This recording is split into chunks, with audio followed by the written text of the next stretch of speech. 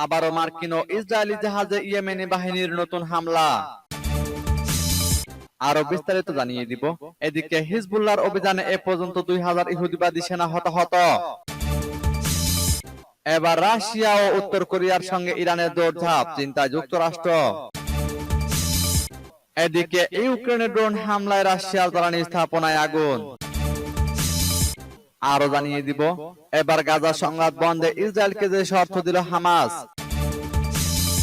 এদিকে বিশ্বের ভবিষ্যৎ নির্ধারিত হবে ইউক্রেনে, কিয়েভকে মাশুল দিতে হবে বললেন লুকাশেঙ্কো। এবার নেতানিয়াহুর পদত্যাগ চাইলেন ন্যান্সি পেলোসি। এবং সর্বশেষে জানিয়ে দিব, এদিকে ইরান কখনোই নিষেধাজ্ঞার কাছে আত্মসমর্পণ করবে না, হুঁশিয়ারি সর্বোচ্চ নেতার। শুনছিলেন সংবাদ শিরোনাম, এখন বিস্তারিত। তবে তার আগে অনুরোধ থাকবে, এই ভিডিওতে একটি লাইক দিন এবং কমেন্টস করে জানিয়ে দিন আপনি কোন জেলা থেকে বা কোথা থেকে আমাদের সাথে যুক্ত রয়েছেন, এবং সংবাদের সর্বশেষ গুরুত্বপূর্ণ আপডেট পেতে চ্যানেলটি সাবস্ক্রাইব করে আমাদের সঙ্গেই থাকুন।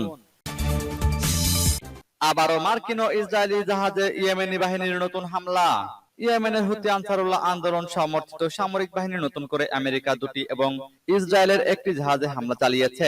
ফিলিস্তিনের অবরুদ্ধ গাজা উপত্যকায় ইহুদিবাদী ইসরায়েল যে বর্বর গণহত্যা ও আগ্রাসন চালাচ্ছে তার প্রতি অকুণ্ঠ সমর্থন দিয়ে আসছে মার্কিন সরকার। ইয়েমেনের সামরিক বাহিনী মুখপাত্র ব্রিগেডিয়ার জেনারেল ইয়াহিয়া সারি গতকাল মার্কিন ও ইসরায়েলি জাহাজে হামলার কথা ঘোষণা করেন। প্রথম অভিযানে ইয়েমেনের সেনারা এডেন উপসাগরে একটি মার্কিন জাহাজে হামলা চালায়। মায়ারক্রস ইয়র্কটাউন নামে ওই জাহাজে উপযুক্ত অস্ত্র দিয়ে হামলা চালানো হয় এবং সেগুলো নিখুঁতভাবে জাহাজে আঘাত হানে বলে জানান জেনারেল সারি।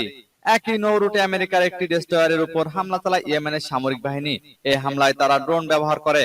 পাশাপাশি ভারত মহাসাগরে ইহুদিবাদী ইসরায়েলের এমএসসি ভারাক্রুজ নামে একটি জাহাজের উপর হামলা চালায়। এই দুটি অপারেশনই কাঙ্ক্ষিত লক্ষ্য অর্জন করতে সক্ষম হয়েছে বলে জানান জেনারেল সারি। গত 7 অক্টোবর দখলদার ইসরায়েল ফিলিস্তিনের জনগণের বিরুদ্ধে বর্বর আগ্রাসন শুরু করে এবং এ পর্যন্ত তাদের গণহত্যামূলক আগ্রাসনে 34,183 জন ফিলিস্তিনি শহীদ হয়েছেন। এদিকে হিজবুল্লাহর অভিযানে এ পর্যন্ত 2000 ইহুদিবাদী সেনা হতাহত। লেবাননের ইসলামী প্রতিরোধ আন্দোলন হিজবুল্লাহ বলেছে, গাজা যুদ্ধ শুরু পর থেকে এ পর্যন্ত তারা দখলদার ইসরায়েলি সেনাদের বিরুদ্ধে 1650টি অভিযান চালিয়েছে। তাতে 2000-এরও বেশি ইহুদিবাদী সেনা হতাহত হয়েছে। গতকাল গাজা ইসরায়েল যুদ্ধের 200তম দিনে হিজবুল্লাহ এই তথ্য প্রকাশ করেছে। ইসরায়েলের আগ্রা আসরে ফিলিস্তিনের 34,000-এর বেশি নাগরিক শহীদ হয়েছেন এবং অবরুদ্ধ গাজা উপত্যকায় ভয়াবহ মানবিক সংকট দেখা দিয়েছে। হিজবুল্লাহ জানিয়েছে, তারা এ পর্যন্ত ইহুদিবাদীদের বিরুদ্ধে 352টি গোলন্দাজ হামলা চালিয়েছে, 55টি ড্রোন এবং 727টি ভূমি থেকে ভূমিতে নিক্ষেপযোগ্য রকেট দিয়ে হামলা করেছে। এর পাশাপাশি 546টি গাইড মিসাইল এবং মেশিন গান দিয়ে 77টি হামলা চালিয়েছে।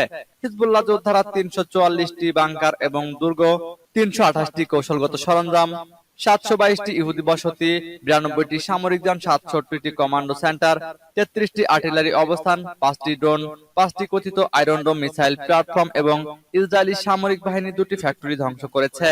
হিজবুল্লাহ জানিয়েছে, তাদের হামলার কারণে 2,30,000 অবৈধ ইহুদি বসতি স্থাপনাকারী সীমান্তের 5 কিলোমিটারের মধ্য থেকে 43টি বসতি থেকে পালিয়ে গেছে। সূত্র পার্স টুডে। এবার রাশিয়া ও উত্তর কোরিয়ার সঙ্গে ইরানের দৌড়ঝাঁপ, চিন্তায় যুক্তরাষ্ট্র। মধ্যপ্রাচ্য জুড়ে ভূ রাজনৈতিক উত্তেজনার মধ্যেই একদিকে ইরান সফরে উত্তর কোরিয়ার প্রতিনিধি দল, অন্যদিকে রাশিয়ায় ইরানের প্রতিনিধি দল। পিয়ংইয়ং ও মস্কোর সঙ্গে সম্পর্ক সম্প্রসারণে তেহরানের এমন দৌড়ঝাঁপ মাথা ব্যথার কারণ হয়ে দাঁড়িয়েছে যুক্তরাষ্ট্রের। বুধবার উত্তর কোরিয়ার বৈদেশিক অর্থনৈতিক সম্পর্ক বিষয়ক মন্ত্রীর নেতৃত্বে একটি প্রতিনিধি দল তেহরান সফরে যান। পরে পিয়ংইয়ং তেহরানের মধ্যে সামরিক ও কূটনৈতিক সহযোগিতা জোরদারের চুক্তি স্বাক্ষরিত হয়। আর এতেই ব্যাপক আলোচনার জন্ম দিয়েছে ব্যতিক্রমী সফরটি। এক সফর নিয়ে আলোচনার রেশ না কাটতেই সামনে এলো নতুন খবর। বুধবার সেন্ট পিটার্সবার্গে ইরান ও রাশিয়ার নিরাপত্তা প্রদানের বৈঠক অনুষ্ঠিত হয়েছে। পশ্চিমাদের একতরফা প্রভাব কমানোর লক্ষ্যে দুই দেশের উচ্চ পর্যায়ের প্রতিনিধিদের মধ্যে নিরাপত্তা বিষয়ক সমঝোতা স্মারক স্বাক্ষর হয়। উত্তর কোরিয়া ও রাশিয়ার সঙ্গে ইরানের প্রতিনিধিদের দৌড়ঝাঁপ কেন্দ্র করে উদ্বিগ্ন পাশ্চাত্যের পরাশক্তিগুলো। আন্তর্জাতিক অঙ্গন থেকে প্রায় বিচ্ছিন্ন 3টি দেশই একে অপরের ঘনিষ্ঠ মিত্র। তাদের এমন বন্ধুত্বে রীতিমতো ঘুম হারাম পশ্চিমাদের। বিশেষ করে এই ইস্যুতে যুক্তরাষ্ট্র যেন চোখে সর্ষে ফুল দেখছে। এদিকে ইউক্রেনের ভয়াবহ ড্রোন হামলায় রাশিয়া জ্বালানি স্থাপনায় আগুন। ইউক্রেনের ড্রোন হামলায় রাশিয়া জ্বালানি স্থাপনায় অগ্নিকাণ্ডের ঘটনা ঘটেছে। বুধবার দেশটির সোলেনস্ক অঞ্চলের জ্বালানি সুবিধাগুলোতে আগুন ছড়িয়ে পড়ে। এদিকে ইউক্রেনের খার্কিভে আবাসিক ভবনে রুশ হামলায় 6 জন আহত হয়েছে। এক প্রতিবেদনে এমনটি জানিয়েছে বার্তা সংস্থা রয়টার্স। পশ্চিম অঞ্চলের গভর্নর ভ্যাসিলি আনোখিন এক টেলিগ্রাম মেসেজিং অ্যাপে বলেন, আমাদের অঞ্চলটিতে আবারও ইউক্রেন ড্রোন হামলা চালিয়েছে। সামরিক জ্বালানি এবং বিদ্যুৎ সুবিধাগুলোতে শত্রুদের হামলায় সোলেনস্ক এবং ইয়ারতোসেভো জেলায় আগুন ছড়িয়ে পড়ে। তবে সেসব জেলার কোন কোন কারখানায় আগুন লেগেছে তাৎক্ষণিকভাবে তা জানা যায়নি। টেলিগ্রামে পৃথকভাবে রাশিয়ার দক্ষিণ পশ্চিমের লিপেটস্ক অঞ্চলের গভর্নর ইগোর আর্টামনভ জানান, একটি ড্রোন সেখানকার একটি শিল্প অঞ্চলে আঘাত হেনেছে। এতে কোনো প্রকার হতাহতের ঘটনা ঘটেনি। তবে এই হামলায় কোনো ক্ষয়ক্ষতি হয়েছে কিনা কিংবা হামলার লক্ষ্যবস্তু কি ছিল এ নিয়ে বিস্তারিত কিছু জানাননি তিনি। এই তথ্যগুলো স্বাধীনভাবে যাচাই করা যায়নি। এ বিষয়ে ইউক্রেনের পক্ষ থেকেও তাৎক্ষণিকভাবে কোনো মন্তব্য পাওয়া যায়নি বলে জানিয়েছে সংস্থাটি। এবার গাজা সংঘাত বন্ধে ইসরায়েলকে যে শর্ত দিল হামাস। 5 বছর বা তারও বেশি মেয়াদে অস্ত্রবিরতি দিতে প্রস্তুত হামাস। এমনকি সশস্ত্র শাখা বিলুপ্ত করে পুরোদস্ত রাজনৈতিক দল হিসেবেও কার্যক্রম পরিচালনা করতে প্রস্তুত। তবে শর্ত হলো, ইসরায়েলকে 1967 সালের সীমানা ধরে স্বাধীন ফিলিস্তিন রাষ্ট্রের প্রতিষ্ঠা মেনে নিতে হবে বলে জানিয়েছে হামাস। মার্কিন সংবাদ সংস্থা অ্যাসোসিয়েটেড প্রেসকে দেওয়া এক সাক্ষাৎকারে হামাসের উপপ্রধান খলিল আল হাইয়ার এসব কথা বলেন। এমন এক সময়ে এই শর্ত ব্যক্ত করা হলো যখন হামাস ও ইসরায়েলের মধ্যে যুদ্ধবিরতির আলোচনা থমকে আছে। আল হাইয়া যুক্তরাষ্ট্র, কাতার ও মিশরের মধ্যস্থতায় যুদ্ধবিরতির আলোচনায় হামাসের নেতৃত্ব দিচ্ছেন।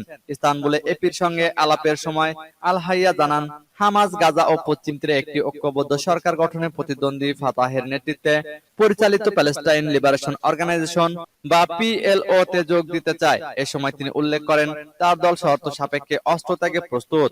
তিনি বলেন, হামাস পশ্চিম তীর ও গাজা উপত্যকায় ইসরায়েলের 1967 সালের সীমান্ত অনুসরণ করে একটি সম্পূর্ণ সার্বভৌম ফিলিস্তিনি রাষ্ট্র গঠন ও আন্তর্জাতিক রেজুলেশনে অনুযায়ী ফিলিস্তিনি শরণার্থীদের প্রত্যাবর্তন মেনে, এবং এমনটা হলে হামাসের সামরিক শাখা বিলুপ্ত করা হবে।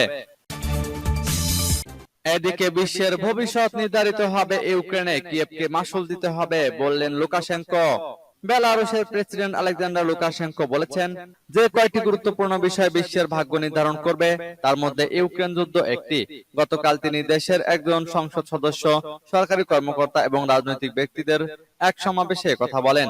লুকাশেঙ্কো বলেন, ইউক্রেন যে নীতি অনুসরণ করছে তার চেয়ে ভিন্ন নীতি অনুসরণ করছে বেলারুশ। চাপের মুখে বেলারুশ নিজের স্বাধীনতার সার্বভৌমত্ব টিকিয়ে রেখেছে, কিন্তু ইউক্রেন পশ্চিমা চাপের মুখে নতি স্বীকার করেছে। তিনি বলেন, এখন সবাই বুঝতে পেরেছে যে আজকের ইউক্রেন একটি মিলিটারি রেঞ্জ, যেখানে বিশ্বের একটি অংশের বিষয়ে সিদ্ধান্ত হবে। বিশ্বের সবচেয়ে বড় পরমাণু শক্তিধর দেশ এখন ইউক্রেনের ভূখণ্ডে যুদ্ধ করছে। অন্যদিকে ইউক্রেনের সরকার দেশের জনগণের জীবনের বিনিময়ে পশ্চিমাদের কাছ থেকে অস্ত্র নিচ্ছে। তারা দর কষাকষির শক্তি হারিয়েছে। আমরা এই বেদনাদায়ক চিত্র দেখছি। বেলারুশের প্রেসিডেন্ট সুস্পষ্ট করে বলেন, ইউক্রেন তার ঐতিহ্যিক দেশগুলোর সাথে বিশ্বাসঘাতকতা করছে, কিন্তু আজ হোক কাল হোক তাদের ভুলের মাসুল দিতেই হবে। সূত্র পার্স টুডে। এবার নেতানিয়াহুর পদত্যাগ চাইলেন ন্যান্সি পেলোসি।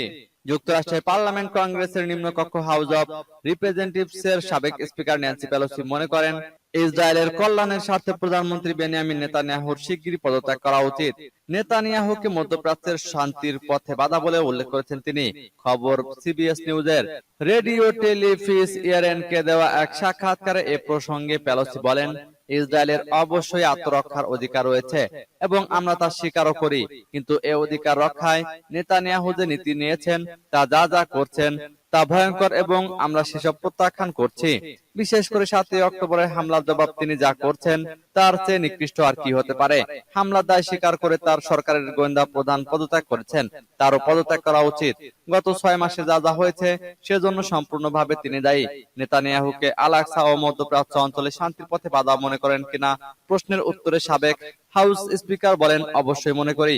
আমি জানি না তিনি শান্তিকে ভয় পান কিনা, শান্তিতে বসবাস করতে অক্ষম কিনা, কিংবা শান্তির প্রতি অনাগ্রহী কিনা, কিন্তু তিনি দীর্ঘদিন ধরে দ্বিরাষ্ট্র সমাধানের পথে সবচেয়ে বড় বাধা হয়ে দাঁড়িয়ে আছেন। সাক্ষাৎকারে বাইডেন প্রশাসনকে ইসরায়েলকে অস্ত্র সরবরাহ বন্ধের আহ্বান জানিয়েছেন ডেমোক্রেটিক পার্টির এই জ্যেষ্ঠ নেতা। এদিকে ইরান কখনোই নিষেধাজ্ঞার কাছে আত্মসমর্পণ করবে না, হুঁশিয়ারি সর্বোচ্চ নেতার। ইসলামী প্রজাতন্ত্র ইরানের সর্বোচ্চ নেতা আয়াতুল্লাহ সাইয়েদ আলী খামেনি বুধবার তেহরানে হাজার হাজার শ্রমিকের সঙ্গে এক বৈঠকে বলেছেন, ইরানের বিরুদ্ধে পশ্চিমাদের চাপ ও নিষেধাজ্ঞার উদ্দেশ্য হলো ইরানকে তাদের সামনে নতজানু করা এবং তাদের পুরোপুরি অনুসরণে বাধ্য করা। কিন্তু ইতিহাস ঐতিহ্যের অধিকারী মহান ইরানি জাতি ও ইসলামী প্রজাতন্ত্র গুন্ডামি ও বাড়াবাড়ির সামনে নত হবে না। ইরানি জাতি কখনোই বৈশ্বিক অহংকার দ্বারা আরোপিত নিষেধাজ্ঞার কাছে নতি স্বীকার করবে না এবং নিষেধাজ্ঞাকে সুযোগে পরিণত করে উজ্জ্বল ভবিষ্যৎ নির্মাণ করবে। শ্রম ও শ্রমিক সপ্তাহ উপলক্ষে বুধবার সর্বোচ্চ নেতার সঙ্গে শ্রমিকদের এই বৈঠক অনুষ্ঠিত হয়। সর্বোচ্চ নেতা বলেন, আমরা বহু বছর ধরে আমেরিকা এবং ইউরোপের কঠোর নিষেধাজ্ঞার সম্মুখীন। তাদের নিষেধাজ্ঞার উদ্দেশ্য কি? তারা পারমাণবিক অস্ত্র এবং মানবাধিকারের কথা বলছে। এটা মিথ্যাচার, এগুলো কিছুই নয়। সন্ত্রাসবাদকে সমর্থন করা হচ্ছে। এই অভিযোগে ইরানের বিরুদ্ধে নিষেধাজ্ঞা আরোপ করা হচ্ছে। তাদের দৃষ্টিতে সন্ত্রাসবাদী কারা? গাজাবাসীরা সন্ত্রাসী। তিনি আরো বলেন, আমেরিকা ও ইউরোপের মতে গাজার জনগণ সন্ত্রাসী। একটি বদমাইশ, দখলদার ও অবৈধ সরকার মাত্র ৬ মাসে প্রায় ৪০,০০০ মানুষকে হত্যা করেছে। এর মধ্যে শিশু রয়েছে কয়েক হাজার। এরপরও কি তারা সন্ত্রাসী নয়? কিন্তু যারা প্রতিনিয়ত বোমা হামলার মধ্যে রয়েছে, তারা কিভাবে সন্ত্রাসী হয়? সূত্র পার্স টুডে ও ইরনার।